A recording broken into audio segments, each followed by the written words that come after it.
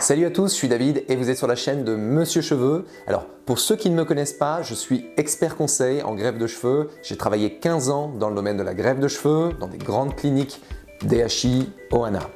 J'ai effectué moi-même 2 greffes de cheveux sur ma tête et j'ai accompagné plus de 2000 hommes dans leurs projets de greffe. Dans cette vidéo, je vais répondre à une question que la majorité des hommes se posent. Est-ce que je perds vraiment mes cheveux ou est-ce que mon visage et ma chevelure évoluent avec le vieillissement? Alors personnellement, j'aime pas parler de vieillissement. Je trouve que ça fait péjoratif parce que quand on passe de 17 à 25 ans, on ne peut pas parler de vieillissement à proprement parler, mais d'avancée en âge. Et à mesure que l'on avance, eh bien, notre corps, notre visage évolue. Et c'est important de comprendre comment notre corps, notre visage évolue pour bien faire la distinction entre une simple évolution de la chevelure liée à l'âge et une perte de cheveux liée à l'alopécie androgénétique, qui est une perte causée par des phénomènes relativement complexes qui mêlent hérédité, testostérone, DHT, problèmes de circulation sanguine au niveau du cuir chevelu. Quasiment tous les hommes s'inquiètent de voir leur chevelure évoluer. Et bizarrement, c'est toujours entre l'âge de 17 et 29 ans qu'ils s'en inquiètent, car ils voient bien qu'il se passe des choses étranges, que quand ils comparent des photos enfants, adolescents à des photos adultes, la ligne frontale a bougé, le front semble plus grand et les tempes se sont dégagées. Prenons ces photos et comparons-les. À gauche, une photo de Justin enfant. La ligne est basse, le visage est complètement encadré, finalement par des cheveux, et ça également au niveau des tempes. La ligne est plate, il n'y a pas de golf et les proportions sont équilibrées. Prenons la photo droite et qu'observe-t-on? La ligne frontale est plus haute qu'elle ne l'était auparavant, les tempes se sont dégagées, une forme de golf s'est créée avec un petit recul vers l'arrière. Désormais, le visage est beaucoup moins encadré par la chevelure et lorsqu'on regarde le visage de face ou de haut, on observe une forme en M avec le centre de la ligne frontale qui est à un niveau plus bas que la ligne au niveau des golfs. Mais qu'est-ce qui se passe? Est-ce que Justin perd ses cheveux? Est-il en train de devenir chauve, de s'approcher de la calvitie?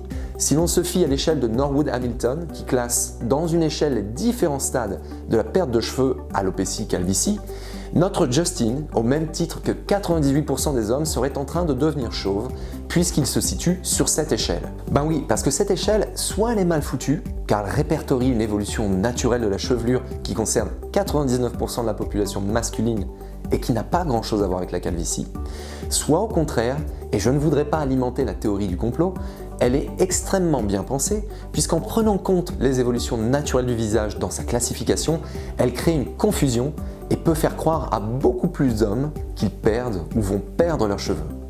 Si plus d'hommes s'inquiètent, plus d'hommes achèteront des produits anti-chute et plus jeunes, ce qui viendra gonfler les ventes de l'industrie pharmaceutique et cosmétique. Alors je précise, c'est une théorie qui m'est venue, mais je ne peux pas du tout le confirmer. Ce qui est sûr, c'est que cette échelle, cette classification, crée une belle confusion et peut être une source d'inquiétude pour de nombreux jeunes hommes. Vous voyez votre visage évoluer, vous vous posez des questions. Vous allez sur internet et vous tombez sur cette échelle de Norwood Hamilton et là, vous vous situez naturellement entre le stade 1 et le stade 2. Donc, vous perdez vos cheveux. C'est la fin de la bogossitude, vous êtes bientôt chauve. Ben si, c'est l'échelle qui le dit.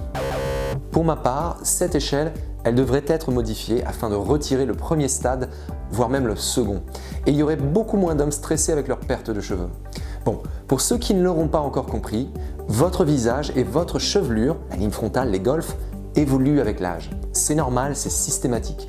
Alors certes, cela peut arriver plus tôt chez certains hommes que d'autres, mais il ne s'agit pas d'une calvitie ou d'une alopécie. Donc on se détend. Les enfants, garçons, filles, conservent la même forme de chevelure jusqu'à l'adolescence. Donc globalement, on ne peut pas distinguer, sauf par la coiffure, un garçon d'une fille par la forme de la chevelure. J'entends la ligne frontale. Mais à partir de l'adolescence, le jeune homme ou garçon va subir des transformations.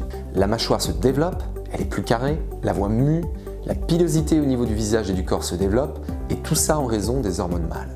Et la chevelure, elle évolue également. La ligne frontale recule légèrement, il se crée une forme de golf qui n'existait pas avant. À partir de l'adolescence, on peut distinguer un homme d'une femme juste par la forme de la ligne frontale. Chez les femmes, la ligne frontale ne recule pas, ou quasiment pas, et garde une forme assez plate, et les golfs ne se développent pas, sauf dans quelques cas après des grossesses. Oui d'accord, vous avez compris, mais parfois on a du mal à savoir si la perte de cheveux ou évolution de la chevelure est liée à l'âge ou à une alopécie. C'est vrai, la distinction n'est pas toujours évidente à faire et parfois on subit les deux. Évolution du visage et de la chevelure liée à l'âge et à l'alopécie androgénétique. Mais parce que je suis sympa et que je souhaite vous éviter de stresser pour rien, je vais vous donner des indices pour faire la différence entre les deux et savoir si c'est le moment d'agir et de commencer le minoxidil.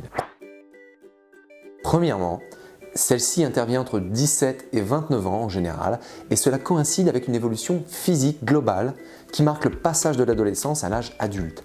Chez certains, c'est dès 17 ans et d'autres plus tard. Deuxièmement, il est rare que vous perceviez cette évolution et que vous voyez des cheveux tomber. Troisièmement, vous perdez ce petit duvet en bordure de ligne frontale qui correspond aux cheveux enfants et votre ligne recule ou est remontée de manière homogène.